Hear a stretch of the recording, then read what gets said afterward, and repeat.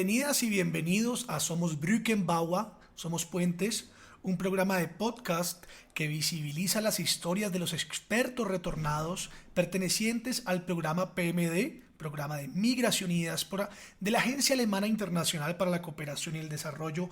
Hoy tengo el placer de tener aquí en Somos Brückenbauer a una mujer socióloga, activista social que conozco, tuve la oportunidad de conocer y estoy encantadísimo también con Camilo aquí. Estamos encantadísimos de que podamos tener a María Elena Méndez. Un saludo que nos saluda desde Berlín. María Elena, ¿cómo estás? Oye, muy bien, encantada de escucharlos, sobre todo un pedacito de Colombia, país hermano, como venezolana. Bueno, me siento tan complacida de compartir con ustedes este rato. Bueno, comencemos de forma distendida. ¿Cómo amanece el cielo hoy en Berlín? ¿Cómo amaneció? Lindísimo, azulito, azulito, eso sí, con temperaturas. Yo salí temprano a caminar y la temperatura estaba en 5 grados. Pero azul, azulito el cielo, el sol, claro, sol berlinés, ¿no? Con su muy tenue, pero sol al fin, muy distinto cuando está encapotado. Quisiéramos tener por lo menos 3 capítulos para poderte hacer una entrevista a ti, pero tenemos solamente un capítulo. Entonces, vamos a tratar de conocer lo que podamos de tu vida y de tus experiencias en este programa. María Elena, comencemos. ¿Por qué Berlín? ¿Por qué estás en Berlín? Bueno, estoy en Berlín porque aquí está mi hija, que tiene casi 30 años en Europa, entre París, varios países de Europa, y está mi nieta, adolescente de 13 años. Con toda la situación de Venezuela, yo estuve viniendo de vacaciones, varias vacaciones, hasta que decidimos que estando ellas aquí, ya faltaban mis papás, que ya sin presencia física, murieron. Entonces decidimos que me viniera y por eso me vine para acá. Ahí estoy en Berlín por esa gran razón. María Elena, contémosle un poco a la audiencia sobre tu interés por el mundo social y también por ende el cultural. ¿Dónde nace esa pasión por los fenómenos sociales? Fíjate, yo soy de una familia, yo soy del interior de Venezuela, soy de los llanos occidentales. Por cierto, como a 5 horas del Arauca, de la frontera y de Cúcuta. Nuestros paseos de pequeños y de adolescentes eran a Cúcuta y al Arauca con mi abuela, la sabia. Y claro, ahí el primer contacto natural, genuino, con la cultura es con el folclore. Es decir, la gente me pregunta, ¿cómo sabes tú tocar cuatro? Y yo no sé explicar cómo aprendí yo a tocar. Es decir, yo por oído toco el pajarillo y el joropo llanero y todo, pero por oído. Eso por un lado. Y lo social, porque de familia también, mi papá fue médico, pediatra, siempre dedicado el primer pediatra en mi pueblo, en el estado portugués, en Guanare, y siempre estuvo con mi mamá, que fue alcaldesa también, dedicados completamente al servicio social. Y siempre nuestras actividades, todos estaban enfocados al servicio social y todos los hermanos. Y como familia nos creamos dentro de ese contexto. Y después, claro, con toda esa inquietud, estudié sociología con los jesuitas en Caracas. Y desde allí en adelante tuve como mi primer contacto con una ONG muy importante que todavía existe y que cofundé, que está en todo el país. Es un grupo social popular, se llama CESAP, lo creamos en el 74. Con esto les quiero decir que toda mi experiencia básica de comunidades de base es a través de las ONG.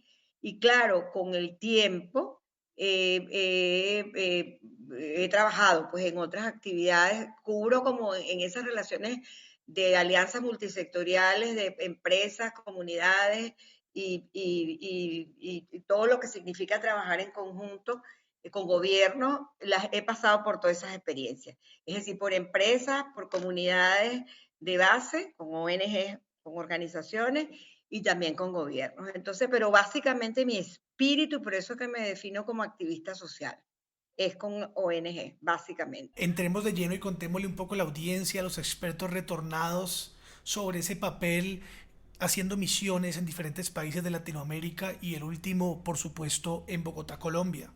Sí, fíjate, antes yo te quería decir que una de las pasantías grandes en los últimos 15 años que yo tuve fue trabajar con empresas mineras y petroleras, coordinando los portafolios de responsabilidad social, que hoy se llama estrategias corporativas sociales. Y ahí estuve como gerente, por ejemplo, en donde está el yacimiento más grande petrolero de Venezuela, estuve gerente de asuntos corporativos, después en una futura mina en el sur de Venezuela. ¿Qué te quiero decir con eso? Que a pesar y siempre ahí trabajé con espíritu de organizaciones de bases comunitarias. Entonces, claro, cuando llego aquí a Alemania, miro para todos lados, bueno, ¿y dónde están las comunidades pobres, indígenas, campesinos, estudiantes con los que siempre he trabajado? Y aquí me vinculé con ONGs latinoamericanas que trabajan con migrantes, pero sobre todo con proyectos de migrantes venezolanos. ¿Por qué hago este recuento antes de entrar con la experiencia de Colombia? Porque yo llego a la Guiseta, o sea, a través del trabajo que tengo aquí en Alemania con migrantes venezolanos, con dos asociaciones que son muy fuertes. Y a ellos les llegó la propuesta de esta consultoría con retornados, me propusieron y ahí entonces participé, escribí a Mónica Gutiérrez, que fue realmente mágico porque ella entendió desde un comienzo el aporte que yo podía dar. Eh, es decir, yo no cumplía en cierto modo con el perfil típico del retornado, que es lo que han estudiado en Alemania, los que han hecho máster, sino sí una experiencia aquí en Alemania, pero desde la perspectiva de ONGs venezolanas y peruanas y con las que estaba vinculada. Entonces, claro, pasé por todo el proceso y una de las cosas que sí tuve claro en un comienzo, y eso yo creo que a Mónica el currículum o la hoja de vida le gustó, porque yo planteé en un comienzo que quería seguir la ruta con los migrantes venezolanos. Y ella identificó allá en Colombia a una fundación que se llama Creciendo Unidos, que tiene trabajo en 5 barrios de Bogotá en el sur, en Caracolí, en Soacha, en San Cristóbal, en Ciudad Bolívar, Bosa y Kennedy, y 2 en Cúcuta, en Colombia uno y en Niña Cecilia. Ellos tienen 35 años trabajando con grupos muy desasistidos, pues, y tienen una alianza a su vez con una organización que se llama Tierra de Hombre, Terre Home Alemania, desde el 2020 hasta el 2024. Entonces, claro, cuando planteamos la posibilidad de que yo fuera, inmediatamente yo lo que planteé es que dentro de uno de los subproductos de la propuesta de ellos, que era de proyectos socioproductivos, incorporáramos un proyecto con mujeres migrantes venezolanas. Claro, yo tengo mucha experiencia en proyectos de emprendimiento en mi país y en países de Latinoamérica y aquí mismo, pero una de las cosas que yo dije, mira, están tanto en situación de sobrevivencia que el camino a recorrer para crear un emprendimiento, agruparse, organizarse, registrarse, todo el proceso legal, se iba a llevar tanto tiempo que lo que planteé fue que fuera un proyecto de empleabilidad y que comenzáramos con un proyecto piloto de 70 mujeres, que 35 en Cúcuta y 35 en Bogotá, que se incorporaran a empresas venezolanas, básicamente, trabajando en esas empresas venezolanas. Entonces, bueno, el diseño del proyecto, que fue uno de los productos, yo me comprometí con Iseta y con la fundación como a 3 productos fundamentales. Uno, el diseño para incorporar a las mujeres venezolanas al proceso productivo con empleo fijo, permanente, que tuvieran todos sus beneficios. Un segundo, un taller, que es una de mis especialidades en construcción de alianzas multisectoriales, que lo he aplicado muchísimo con empresas mineras y petroleras, que es sentar en una misma mesa, hacer alianzas a gobiernos, comunidades, empresas, universidades, institutos académicos, etcétera. Y el tercero, dentro de eso, era un sentar como a los distintos actores o proyectos dentro de la misma fundación, de forma tal de que primero hubiese alianzas internas para salir hacia alianzas externas. Y un tercer producto, que era como derivado de ese primero, era el identificar a través de entrevistas de una encuesta hacer una preselección de primero 80 mujeres y de esas 80 mujeres escoger 70. Y ese fue el trabajo que hice en 5 meses, muy duro. ¿En qué sentido? Bueno, ustedes que son de allá de Bogotá saben lo que es trabajar en el sur. Primero por lo inhóspito de algunos de los barrios, unos menos, otros más, pero sobre todo por la cruda realidad de nuestras migrantes. Porque claro, aunque el proyecto ya lleva 2 años con la fundación y ellos han hecho una caracterización y el proyecto lo que intenta es dar apoyo en 2 líneas, en asistencia jurídica y en asistencia psicosocial. Entonces, claro, ellos tenían ya identificado un grupo de mujeres, hicimos un focus group, hicimos entrevistas, talleres, fue muy duro, sobre todo en la parte, lo que fue más duro fue en la frontera con Venezuela, en Cúcuta. Ahí de realmente la pobreza crítica es terrible de nuestra gente. Eso es como el resumen, no sé si tiene alguna subpregunta. Está clarísimo, María Elena, y estamos encantados de escucharte. Nos gustaría saber para ti cuál es la importancia de la GIZ, de la cooperación internacional, y cuáles son esas claves para lograr una cooperación saludable, eficaz, efectiva. Fíjate, yo creo que la gran contribución de Gizeta, que me parece clave, además de la contribución financiera, de las estrategias que tienen ya tan definidas, las líneas de proyecto, los países donde apoyan, que son países, ya sabemos, con un déficit enorme en lo social, en lo económico. Yo creo que da como que es un poco lo que yo descubrí, y se los confieso, en Colombia, que es crear la plataforma de los retornados para este proyecto. Estamos hablando de migración y diáspora, de los retornados. El crear una plataforma, yo participé en un taller donde justamente conocí a Samuel, y saber todas las iniciativas creativas importantísimas, diversas, que está financiando Gizeta, me parece de una creatividad y de un impacto enorme.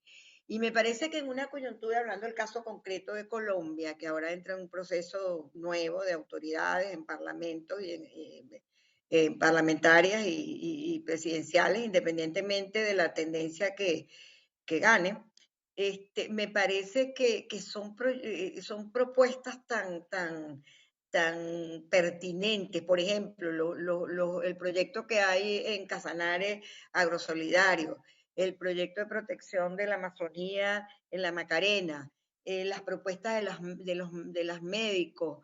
Me parece que es una cosa, los centros de investigación, la identificación e incorporar a estos retornados a las universidades, a los centros de estudio, a los gobiernos locales que siempre están tan desasistidos, que necesitan personas con herramientas. Entonces, me parece que hay varias líneas, que no es solamente el financiamiento, que es definitivo e importantísimo, sino además la contribución en herramientas, en metodologías, en el intercambio de experiencias, en el intercambio del conocimiento, que además es tan importante en nuestros países, porque el que comparte la información participa y es una forma también creativa y nueva de nuestros profesionales. Yo acabo de terminar justamente el testimonio, un testimonio que promovimos para hacer sobre la contribución de Gizeta Colombia, Migración y Diáspora en Colombia,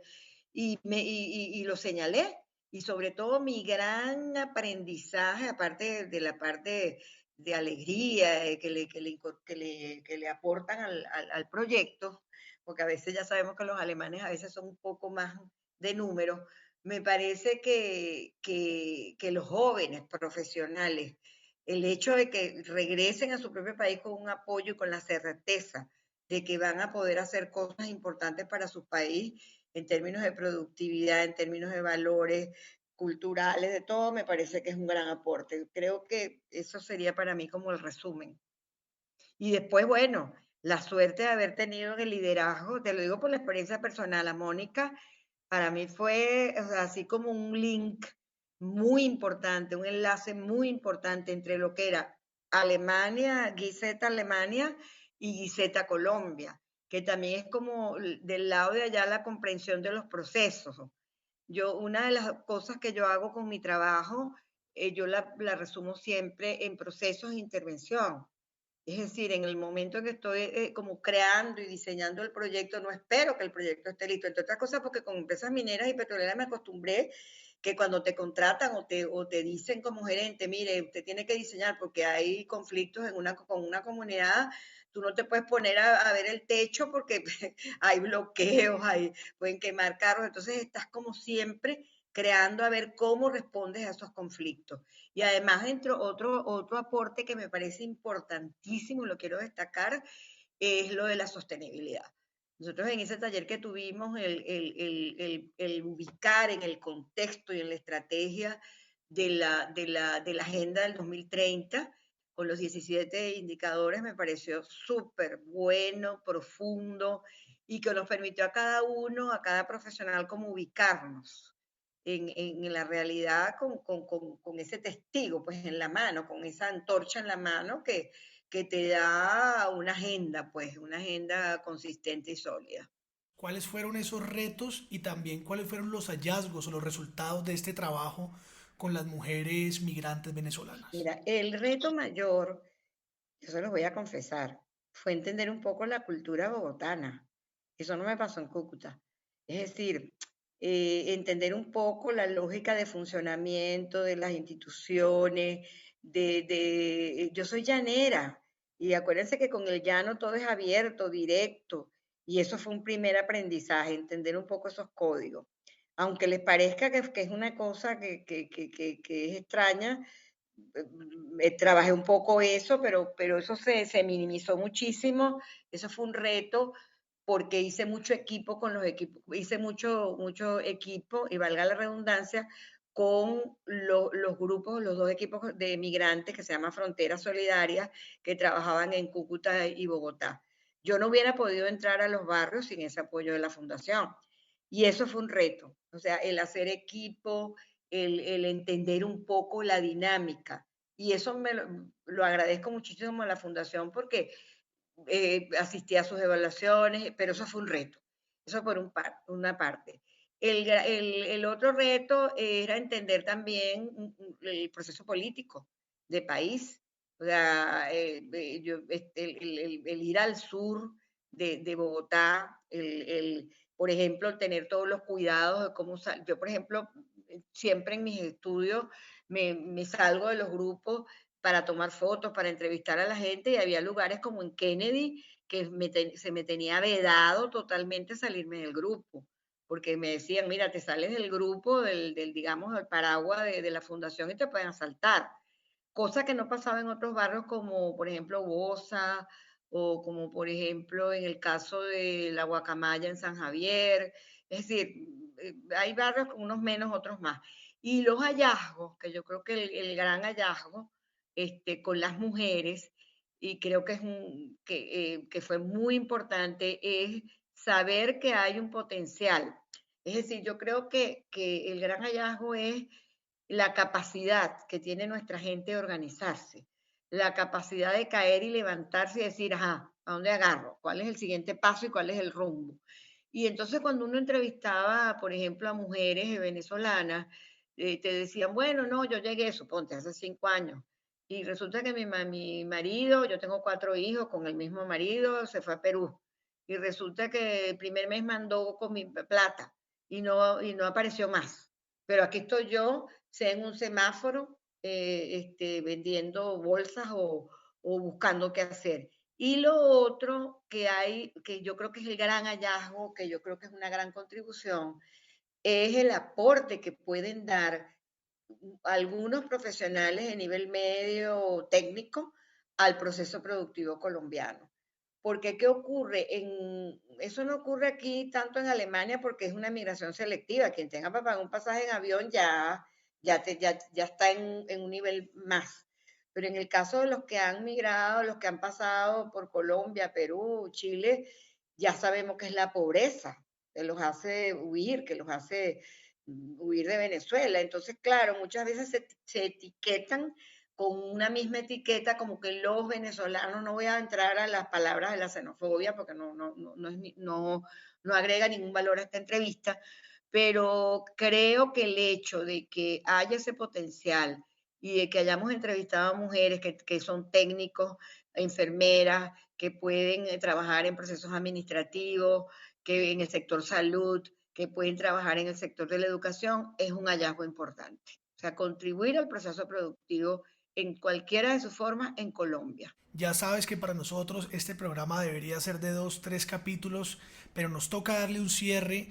Queremos preguntarte, María Elena, ¿tú cómo ves la contribución desde la diáspora? Y me gustaría profundizar un poco también en las mismas dinámicas que puede tener la diáspora de personas extranjeras que viven otro país y viven otra realidad, pero que siguen conectadas con su país. ¿Cómo se puede construir de verdad una cooperación que sea exitosa, como decía Camilo, sustentable y coherente, pero que también aporte desde la misma naturaleza o el etos de la diáspora algo para nuestros países? Qué bueno que me haces esa pregunta, porque justamente estando en Bogotá, fue el representante nuestro que vive en España, se llama Tomás Páez. Digo nuestro porque es un venezolano que se ha encargado de estudiar y profundizar. Fue inclusive a bautizar un libro sobre la diáspora. Y justamente la evaluación, el análisis que hacíamos allá en Bogotá, y mañana tenemos una reunión con varias personas que estamos en varios países, en Estados Unidos, en Bélgica, en varios lados. Y la gran contribución, primero que yo creo que tenemos que funcionar en forma de red. Yo creo que nosotros no podemos funcionar atomizados. Yo creo que eso es una obligación y no solamente ni siquiera como diáspora, sino de repente, es decir, personas clave que hayan participado de estos programas y que ocupen cargos de responsabilidad en cada uno de esos países, bien sea de parlamentarios, presidentes, diputados, etcétera. Pero además, yo creo que hay que cada vez más, y el esfuerzo que estamos haciendo ahorita, de hacer como una base de datos, un censo, donde nos clasifiquemos como por sectores y donde la sostenibilidad esté presente, para que no haya justamente esa participación marginal de la diáspora, sobre todo ahorita en Europa, que ya ustedes saben, se está presentando un reto, primero eran los sirios, después los afganos y ahora los ucranianos. Entonces ahí de verdad nos tenemos que unir. Acaba de sacar a Club ahorita un corto, una película, donde narra que hay 80 millones de migrantes en el mundo. Y yo creo que ahí todos tenemos que tener una actitud proactiva para que la diáspora tenga esa contribución, pero organizada. Y yo creo que, fíjate, ya para cerrar, aparte de que tuve una conexión bellísima con las tradiciones de Colombia, con la novena, con las fiestas de diciembre, con el vallenato, que esa es otra parte que me encantaría hablar. Descubrí a sus vallenateros, que es cultura también popular, antropología urbana. Pero fíjate, lo de la diáspora a mí me parece muy clave que en estas situaciones que tiene de transición nuestros países consigan como nichos, esa es la palabra, nichos productivos, nichos donde puedan aportar a través de programas como hace Guiseta, gubernamentales, que creo yo que es el primer paso. Si no hay una política pública que la ampare, que la proteja, es muy difícil. Por ejemplo, nosotros tenemos un reto ahorita que es lo de la regularización con el estatuto de permanencia de los 10 años allá. Eso es un reto. Entonces, si tú no estás inserto, esa diáspora, en una política pública, es muy difícil de que podamos hablar de contribución. Bueno, María Elena, pues es un placer haberte tenido aquí en Somos Brückenbauer, Somos Puentes, conocer tu historia de vida, también todos esos trabajos que tienen que ver con cooperación e Una impacto cosa, social. perdona, Samuel, que quería agregar. La diáspora también, los multilaterales tienen un aporte y la cooperación internacional tiene un aporte clave, además de los gobiernos nacionales y regionales y locales. Es clave, clave. Pero que además se pongan de acuerdo en los financiamientos y en las estrategias para que esa contribución de la diáspora sea efectiva. Y gracias, también me encantó muchísimo. Cuando quieras estoy a la orden, tú lo sabes.